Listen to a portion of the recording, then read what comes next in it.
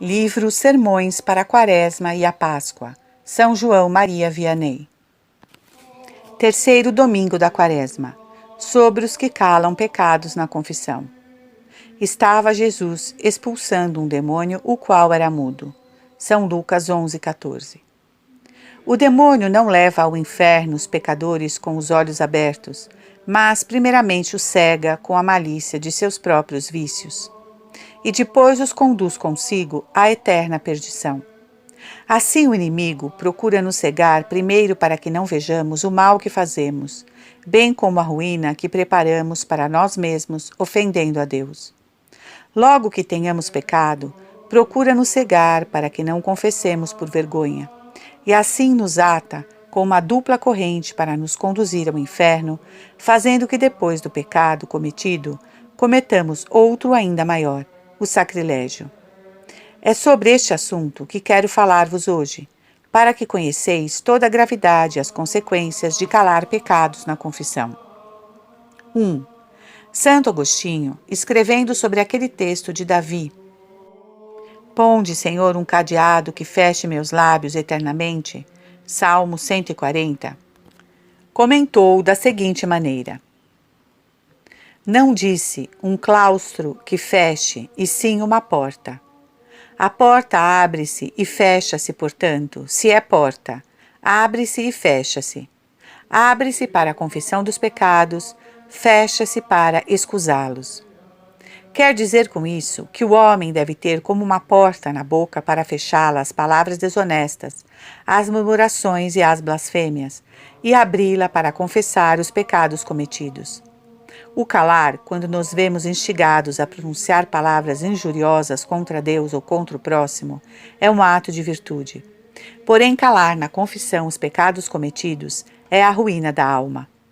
É isso que o demônio espera de nós, que tenhamos a boca fechada depois que pecamos e não nos confessemos. Refere Santo Antonino que viu o demônio certa vez em uma igreja, andando ao redor de algumas pessoas que buscavam a confissão. Perguntou-lhe o que fazia naquele lugar e recebeu uma resposta: Estou aqui restituindo aos penitentes aquilo que antes lhes tirei. Tirei-lhes a vergonha para que pecassem, agora lhe restituo para que não confessem. São fétidas e purulentas as chagas que a minha loucura me causou. Salmo 37:6. As chagas, quando gangrenam, acarretam a morte. O mesmo acontece com os pecados omitidos na confissão, porque são como chagas gangrenadas da alma. 2. São João Crisóstomo disse que Deus colocou a vergonha no pecado para que não o cometamos, e por outro lado nos dá a maior confiança na confissão, prometendo perdão ao pecador que se acusa. O demônio faz o contrário. Inspira confiança ao pecador, com a esperança do perdão para que peque, mas depois que pecou, o acumula de vergonha para que não se confesse. 3. Um discípulo de Sócrates, ao sair da casa de uma mulher sem honra, viu seu mestre que passava por ali e voltou atrás, como que se escondendo para não ser avistado. Então Sócrates, aproximando-se da porta, o disse: Filho meu, vergonhoso é entrar nesta casa, mas sair dela não o é. Assim também os digo agora, irmãos meus, pecadores, coisa vergonhosa é ofender a um Deus tão grande e tão bom, mas confessar os pecados depois de tê-lo cometido não o é. Por acaso Santa Maria Madalena, ao se converter, teve vergonha de se confessar como uma mulher pecadora em público aos pés de Jesus Cristo? Aquela confissão foi o que a fez santa.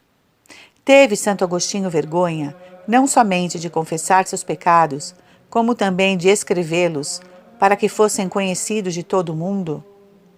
Teve vergonha de se confessar Santa Maria Egipciaca, que fora tanto tempo, por tantos anos, uma mulher desonesta? Assim agiram esses santos, e hoje são venerados nos altares. 4.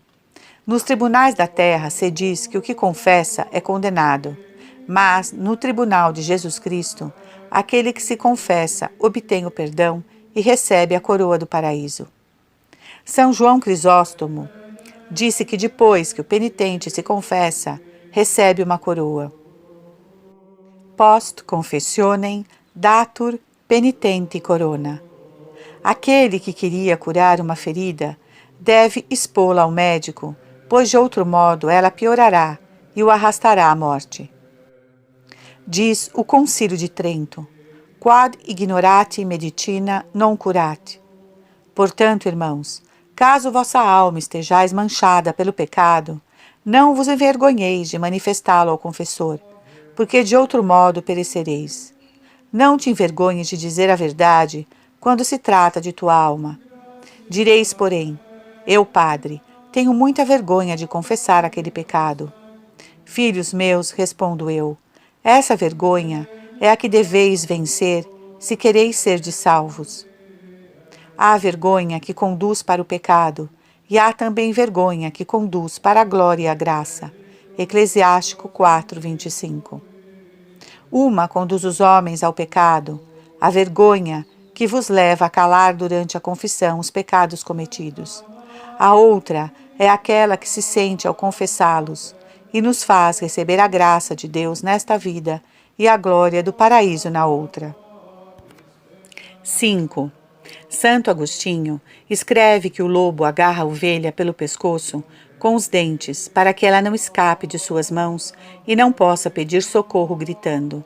Assim a leva em segurança e a devora. O diabo faz o mesmo com tantas ovelhas infelizes de Jesus Cristo. Depois de fazê-las pecar, ele as agarra pelo pescoço para que não confessem, e assim conduz a presa com segurança para o inferno. Depois que alguém comete um pecado sério, não há outra maneira de salvar a si mesmo do que confessá-lo. Mas que esperança de salvação ele tem ao se confessar e calar o pecado, valendo-se da confissão para ofender ainda mais a Deus e se tornar mais escravo do diabo? O que você diria de um doente que tomou um copo de veneno em vez do remédio que o médico receitou? E o que é a confissão para um pecador que esconde seus pecados, senão uma taça de veneno que acrescenta à sua consciência o mal do sacrilégio? Quando o confessor absolve o penitente, ele asperge sobre ele o sangue de Jesus Cristo, visto que o absolve do seu pecado pelo mérito daquele santíssimo sangue. Mas o que ele faz quando cala os pecados na confissão? Imprime em si o sangue de Jesus Cristo. E se ele também recebe a comunhão em pecado, segundo São João Crisóstomo, ele como que atira a hóstia consagrada em uma fossa. Quantas pobres almas a maldita vergonha arrasta ao inferno, porque, como diz Tertuliano, ela se preocupa mais com a vergonha do que com a salvação.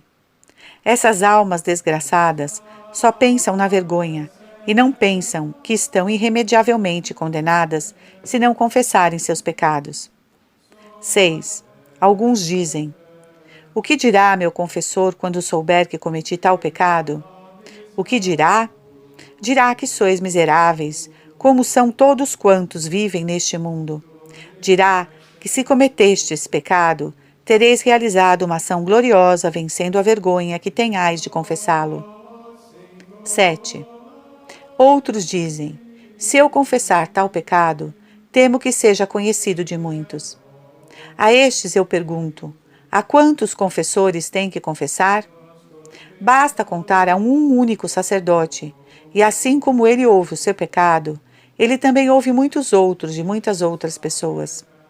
Basta que o confesse uma vez, para que o confessor o satisfaça, e assim a sua consciência fique tranquila.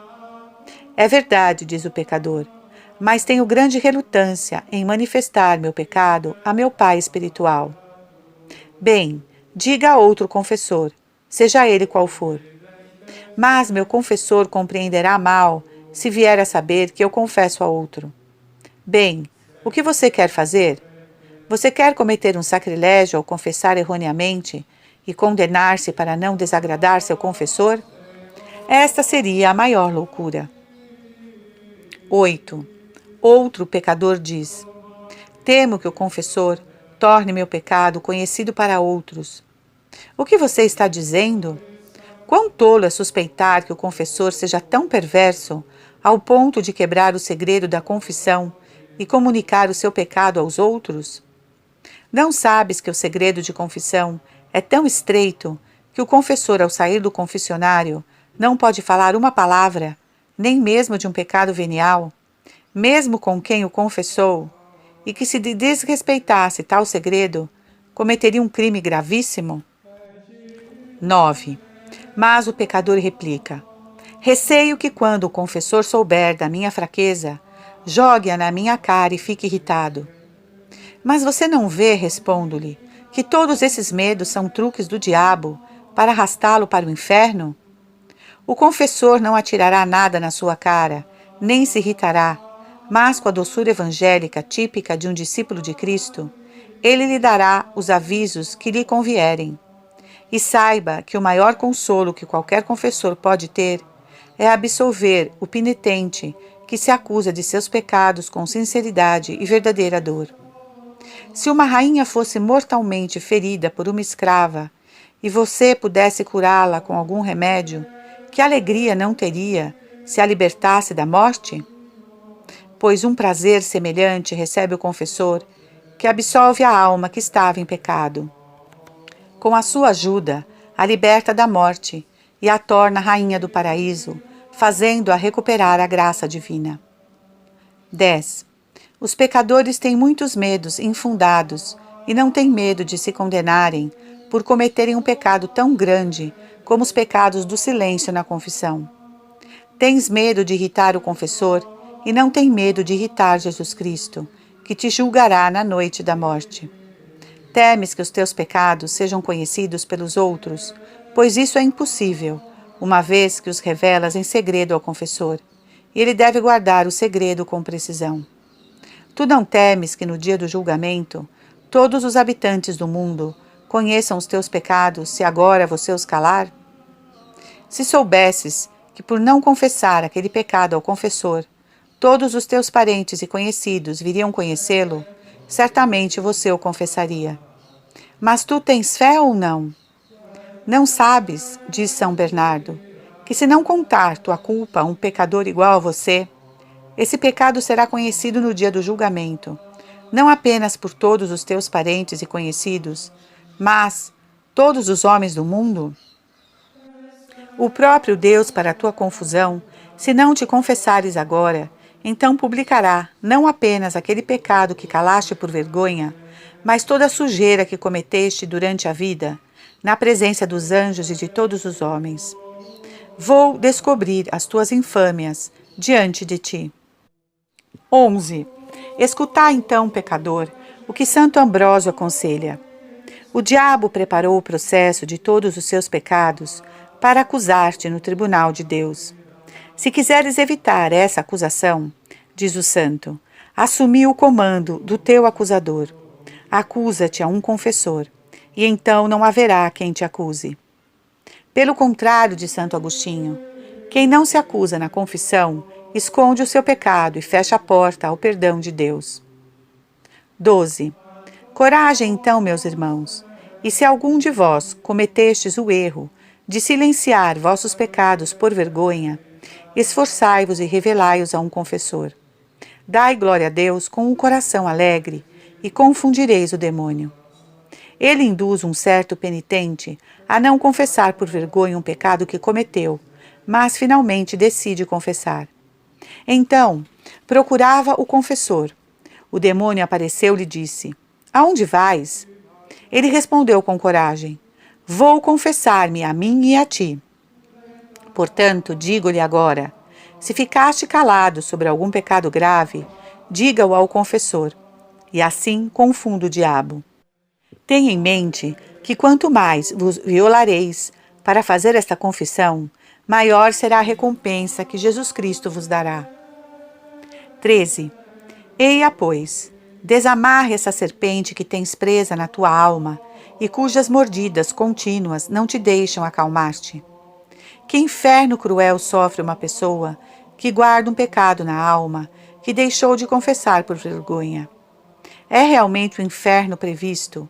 Para te livrar dele, basta dizeres ao confessor: Padre, tenho um certo escrúpulo de não ter confessado um pecado da minha vida passada, mas tenho vergonha de dizer isso. Então o confessor terá o cuidado de tirar do teu coração essa cobra que corrói tua consciência. E para que não tenhas escrúpulos infundados, saiba que se este pecado que temes confessar não é mortal, ou não o consideraste assim, não és obrigado a confessá-lo, porque não somos obrigados a confessar senão os pecados mortais. Além disso, se duvidas teres confessado ou não algum pecado de tua vida passada, mas tens certeza de que desde então fez o exame de consciência escrupulosamente e que não guardou silêncio sobre nenhum pecado, voluntariamente ou por vergonha. Nesse caso, embora seja muito grave a falta da dúvida, se o confessou ou não, tu não és mais obrigado a confessá-lo, tendo a certeza de que já o confessou antes.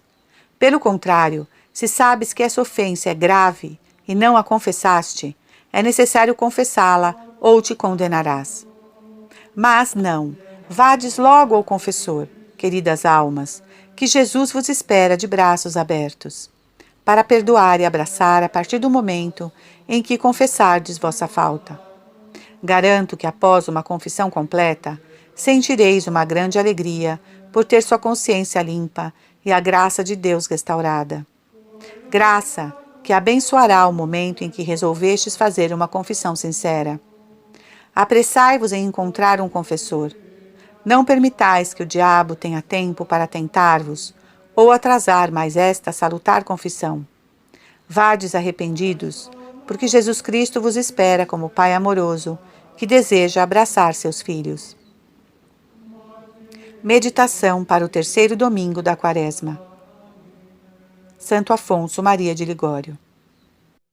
E o último estado daquele homem virá a ser pior do que o primeiro. São Lucas 11:26. 1. Meu irmão, já que resolveste dar-te todo a Deus, e assim o fizeste, não acrediteis que se tenham acabado as tentações. Escuta o que te diz Jesus Cristo no Evangelho de hoje. Quando o espírito imundo saiu do homem, andou por lugares desertos buscando repouso, e não achando, disse: voltarei para a casa de onde saí. E quando chega, acha varrida e adornada. Vai então e toma consigo outros 7 espíritos piores do que ele, e entrando na casa fazem nela habitação. E o último estado daquele homem virá a ser pior do que o primeiro. Com isso, o Senhor nos quer dizer que quanto mais uma alma procura unir-se a Deus e servi-lo, tanto mais contra ele se enfurece o inimigo e procura entrar na alma de onde foi desterrado. Se o consegue, não entra mais sozinho, mas traz companheiros consigo para melhor se aquartelar, e assim a segunda ruína da mísera alma será pior do que a primeira. Diz Santo Tomás que todo pecado, ainda que tenha sido perdoado, deixa sempre a ferida causada pela culpa. Se, portanto, se junta a outra ferida antiga, fica a alma tão enfraquecida que para se levantar precisará de uma graça especial. Por outra parte, Deus não concederá facilmente semelhante a graça a um ingrato, que depois de ser chamado com tão grande amor e admitido a sua amizade, depois de assentar-se à mesa eucarística para se alimentar com o corpo sagrado de Jesus, esquecendo-se de todas essas misericórdias divinas, se revolta contra ele e prefere o demônio. Ah, o Senhor fica em extremo sensibilizado com tamanha ingratidão, e por isso o último estado daquele homem virá a ser pior do que o primeiro. 2. Ai daquele que, sendo amigo de Deus e tendo recebido muitas graças, torna a cair e se declarar seu inimigo e escravo do demônio. Irmão meu, a fim de que te não suceda tamanha desgraça, esforça-te de toda maneira por ficares constante na justiça e no temor, e prepara a tua alma para a tentação.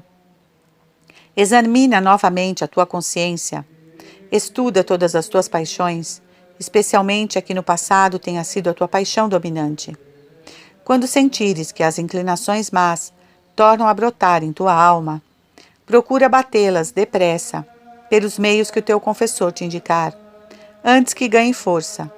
No caso contrário, serão os teus mais formidáveis inimigos. A arma principal, porém, de que te deve servir é a oração, porque o espírito imundo é um adversário bem armado, mais robusto do que tu, e que, além de uma longa experiência, tem a inteligência e a força de anjo. Numa palavra, lembra-te que quem ora na tentação e se recomenda a Deus certamente será vencedor. Quem não ora será vencido e se condenará.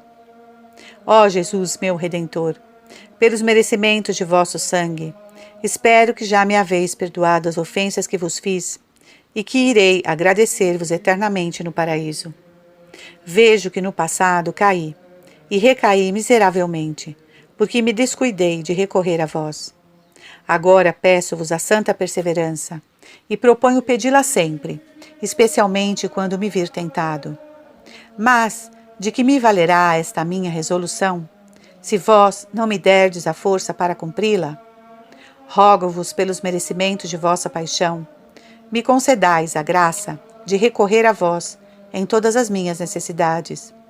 Dignai-vos, ó Deus Todo-Poderoso, atender às minhas humildes súplicas e estender em minha defesa o braço da vossa majestade. Fazei-o pelo amor de vossa e minha querida Mãe Maria.